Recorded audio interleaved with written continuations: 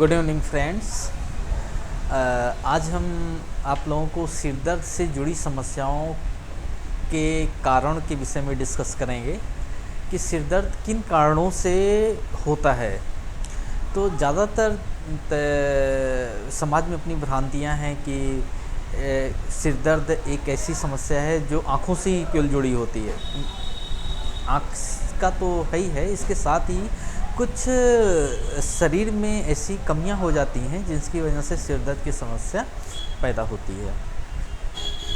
तो कुछ ऐसे कारण हैं जिसको मैं स्टेप बाय स्टेप आपको बताता हूं आप लोगों को।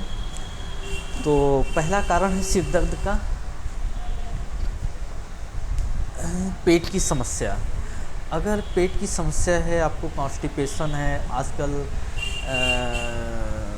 तो इस पेट में आपको गैस बन रहा है। गैस किन कारणों से बन रहा है? खान पान, रहन सहन, ऐसे बहुत सारे फैक्टर्स हैं जो स्टमक डिजीज़ के कारण बनते हैं। तो मैं आज आपको पेट रोग से संबंधित कुछ फैक्टर बताऊंगा जिसको आप दूर करके सिर दर्द की समस्याओं से निजात पा सकते हैं। पहला, आप ऐसा कर सकते हैं, पेट की समस्या, पेट आप क्लीन साफ़ रखें। पेट साफ़ रखने के लिए आप हर्रे और सौंफ के सेवन को बढ़ा दीजिए।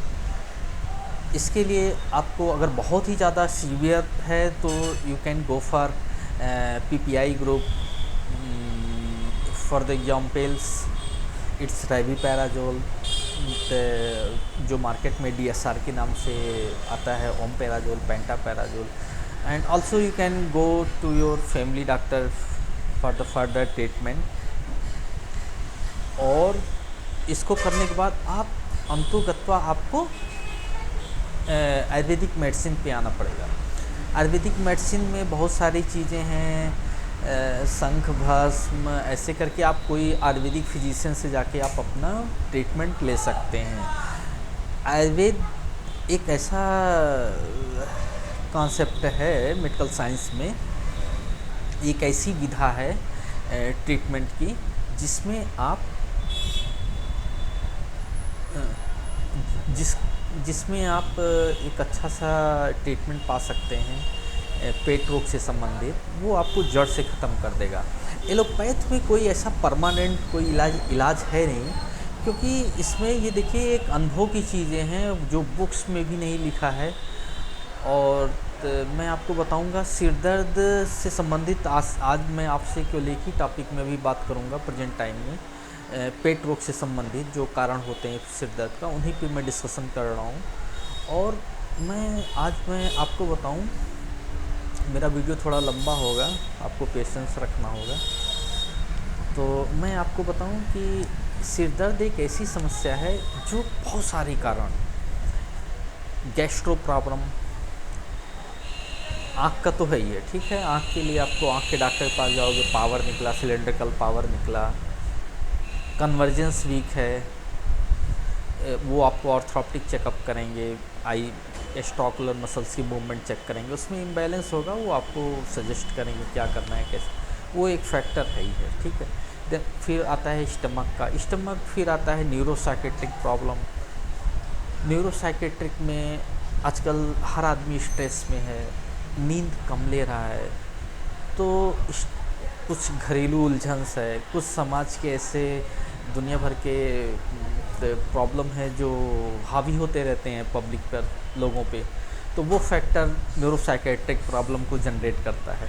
तो न्यूरोसाइकेट्रिक प्रॉब्लम है तो ज़्यादातर डॉक्टर सजेस्ट करते हैं, ट्रंक्लाइजर एडवाइज करते हैं फिजिशियन, वो आप उनसे कांटेक्ट कर सकते हैं। इसके बाद अंत में न्यूरोसाइकेट्रिक की जो जितने भी दवाएं हैं वो आप ज़्यादा दिन तक नहीं ले सकते। फिर अंतोगत तो आपको हर्बल मेडिसिन पे आना पड़ेगा जो आयुर्वेद में है। Ayurveda is the last and final treatment of our body. तो इसको आप फॉलो कर सकते हैं।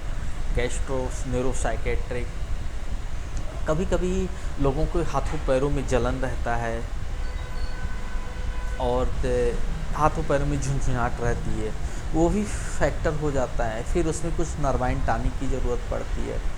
तो समथिंग क्या मैं बोलना चाह रहा हूँ कि ये टोटल कुछ फिजिशियनशिप का इसमें रोल है, बट आँख के डॉक्टर का रोल इसमें होगा। वो ये सब सारे इफ़ेक्ट गैस्ट्रोएंटरोलॉजिस्ट और न्यूरोसाइकेट्रिक डॉक्टर ये सब डिसाइड करेंगे कि कौन सा फैक्टर डोमिनेट कर रहा है।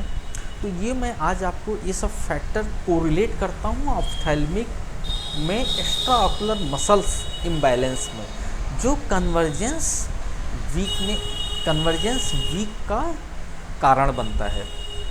तो आज ये ऐसा कहीं भी किसी भी मेडिकल साइंस की कैसी बुक में या कहीं ऐसा मेंशन नहीं मैंने पाया कि इसको कोरिलेट किया गया हो कि गैस्ट्रो की प्रॉब्लम,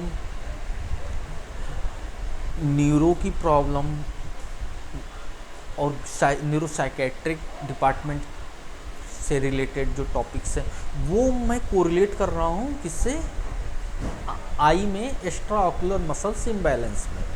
जो मोटा मोटी डायग्नोसिस करने में हम लोग कन्वर्जेंस चेक करते हैं, कन्वर्जेंस वीक है, डैट मीन्स समथिंग फैक्टर जो उसका कारण बनता है, उसका स्टेप बाय स्टेप उसको हम रिमूव करते हैं। तो ऐसा कहीं मेंशन नहीं है। आज मैं कुछ इस पे काम भी किया हूँ। इसके पीछे का कारण, I am the bachelor of optometry and I have completed my diploma in optometry in 2007 from Sitapur eye hospital और my father is a Ayurvedic physician. आज मैं इस टॉपिक पे इसलिए मैं चर्चा कर पा रहा हूँ क्योंकि मेरे पापा एक फिजिशियन हैं।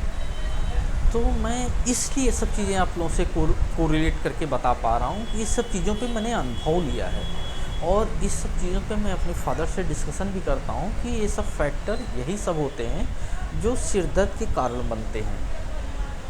हार्ड स्टूल पास हो रहा है, पाइल्स की समस्या भी डेवलप कर जाती है इसके बाद वो, और से फिर इसमें सिर दर्द में ये हो गया, फिर वोमिटिंग सेंसेशन इसमें आपको फील होगा। किसी किसी को तो सिर दर्द के बाद उल्टी हो जाना एकदम लाजमी है। तो उस फैक्टर को भी आपको रिमूव करना पड़ेगा by the help of your physician. तो सिर दर्द एक ऐसी समस्या है और भाग भाग के लोग ऑप्थेल्मिक डॉक्टर के पास जाते हैं जो प्रॉपर आई चेकअप करके नंबर दे दिया, उससे भी नहीं सॉल्व होने वाला है। ठीक है, सिलिंड्रिकल पावर है और कुछ पावर थोड़ा ज़्यादा है तो दे दिया, कुछ रिलीफ भी मिल जाता है ऐसे केसेस में, लेकिन अंतोगत्वा फिर दोबारा सिर दर्द होता ही है। तो फिर ये सब फैक्टर दूर करने के बाद आपको पेशेंट को ये ध्यान रखना होता है आपकी लाइफ स्टाइल, रहन सहन, खान पान, जो भी एक सात्विक विचार की स्टाइल है वो आपको फॉलो करना पड़ेगा। जैसे आपको शाम के टाइम खाने और सोने के बीच में 2-3 घंटे का अंतर रखना है और ऐसा नहीं है कि आपने खाना खाया और फिर जाके तुरंत आप सो गए, 9 बजे खाना खाया, 9:30 बजे शाम को जाके सो गए, ऐसा नहीं करना है। कम से कम आपको शाम को 7:30 बजे खाना खाना है, इसके बाद आपको 10 बजे सोना है। करीब 2.5-3 घंटे का डिफरेंस रखना चाहिए, इससे खाना थोड़ा पच जाता है। आयुर्वेद बोलता है कि ये सब आम रस, ये कुछ ऐसा मतलब प्रॉब्लम होता है, मेरे को याद नहीं आ रहा है क्या बोला जाता है,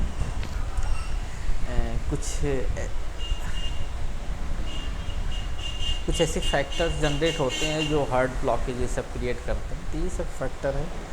तो आज मैं आपसे इतना ही डिस्कशन करूँगा, बाकी के टॉपिक मैं नेक्स्ट वीडियो में बनाऊँगा, फिर उसमें मैं बताऊँगा। ठीक है, थैंक यू।